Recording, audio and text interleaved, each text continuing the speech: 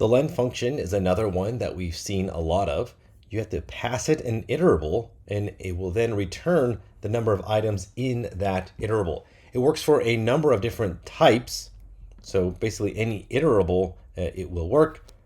Let's see with a string. So some string like this, you just pass it into the len function, it'll return the length.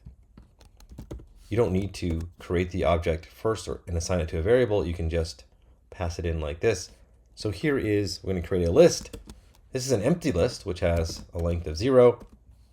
Let's create a list with some values.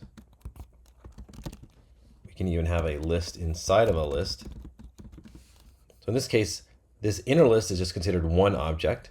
And that would be 2, 3, 4, 5, 6, 7. So that should be 7 that it returns.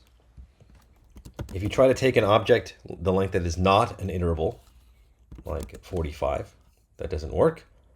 If you try to separate multiple values like this, it also does not work at all. It says it takes exactly one argument. So you have to have an iterable in here for the len function to work.